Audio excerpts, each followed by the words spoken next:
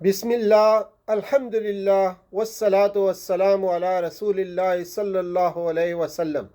Rabbi shrah li sadri wa yassir li amri wa ahlul uqdatam min lisani yafqahu qawli. Assalamu alaikum wa rahmatullahi wa barakatuh. आओ कुरान समझें आसान तरीके से, नमाज के ज़रिए से कुरान को कैसे समझा जाए, इस सिलसिले में आज हम अपनी बात रखते हैं। इंशाअल्लाह सूरह फातिहा से आगाज़ होगा और सूरह फातिहा कुरान की पहली मुकम्मल सूरत है। सूरह फातिहा कुरान की पहली मुकम्मल सूरत है जो नबी अकरम सल्लल्लाहु अलैहि वसल्लम पर नाज़िल फरमाई गई।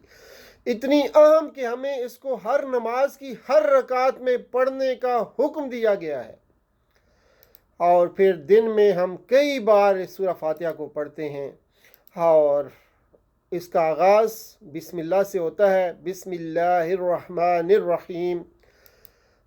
बिस्मिल्लाह पे अगर बात करें तो बिस्म बा जो है, बा का मतलब होता है से और इसम का मतलब नाम, यानी कि ये हो गया इस्म की जमा क्या होती है?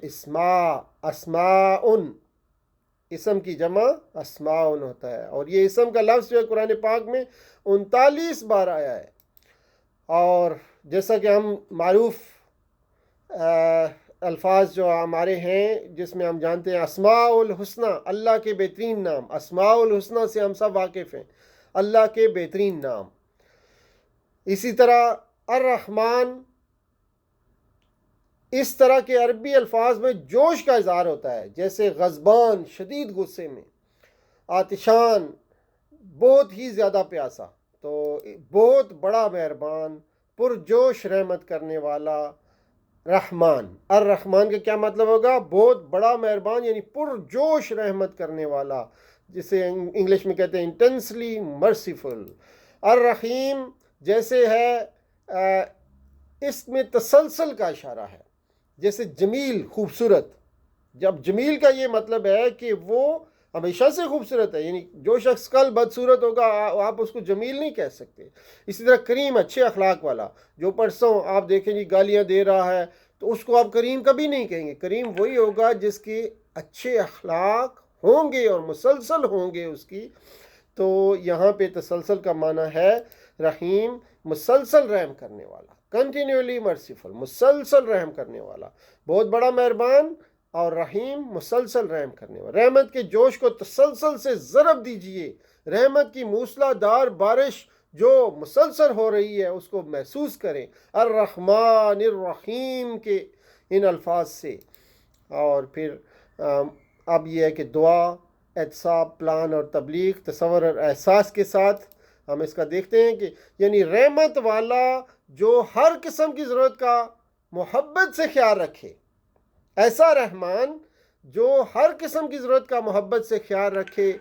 और अल्लाह की रहमत को महसूस कीजिए। इसने हमको पैदा किया, हमारे आँख, हमारे कान, हमारा दिमाग, हमारे हाथ, हमारे पाँव, माँ बाप का रिश्ता, दोस्ती का रिश्ता, ज़मीन व आसमान, तरह तरह के खानों का इंतज़ाम और वगैरह वगैरह, इन सारी चीज़ों को महसूस कीजिए और फिर आपको अल्लाह की रहमत का एहसास होगा।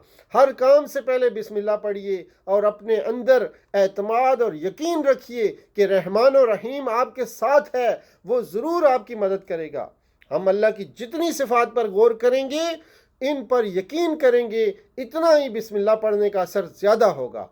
और इसको हम अपनी आदत बनाएंगे। हर काम के शुरू करने से पहले हमारी ये आदत हो कि हम बिस्मिल्लाहिर्रहमानिर्रहीम पढ़ें।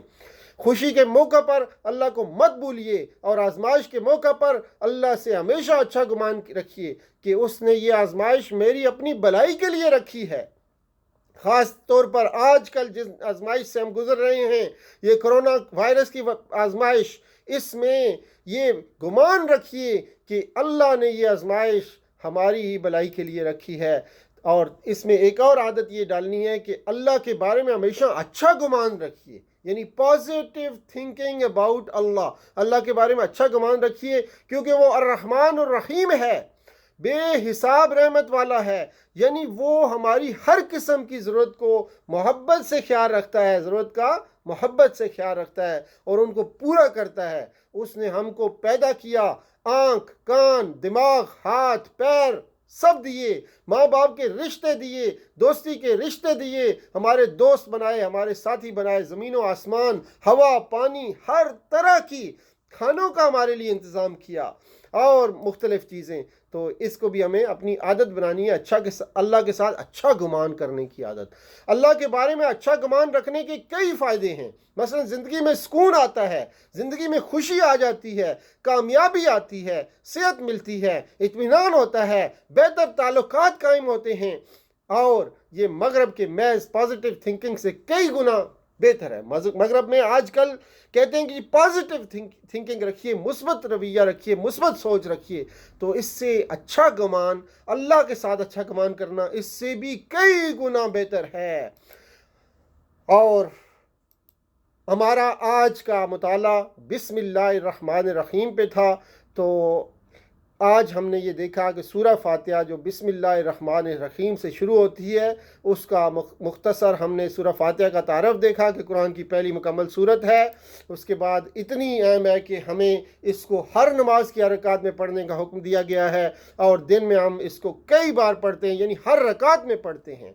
اور پھر اس کے الفاظ بھی جو ہے تقریباً کہتے ہیں 10% جو ہے قرآن پاک کے الفاظ جو ہے سورہ فاتحہ پہ سورہ فاتحہ کی پہلی آیت جسے علماء کرام نے جو ہے بسم اللہ الرحمن الرحیم سے شروع کیا گیا ہے، اور علماء کرام فرماتے ہیں کہ یہ سورہ فاتحہ کا حصہ ہے، اور بعض علماء کہتے ہیں کہ سورہ فاتحہ کا حصہ نہیں ہے۔ بہرحال ہمیں اس سے کوئی بحث نہیں ہے، ہم نے آج پہلا جو ہے بسم اللہ الرحمن الرحیم کا ترجمہ دیکھا، اور اس کے بارے میں اپنے مختصر طور پر ہم نے یہ دعا احتساب، پلان اور تبلیغ کے ساتھ، تصور اور احساس کے ساتھ اس کو ہم نے جانا، اور اللہ تعالیٰ سے یہ دعا ہے کہ اللہ تعالیٰ ہمیں بسم اللہ، ہر کام سے پہلے بسم اللہ پڑھنے کی توفیق عطا فرمائے، اس کے ساتھ اچھا گمان رکھنے کی توفیق عطا فرمائے۔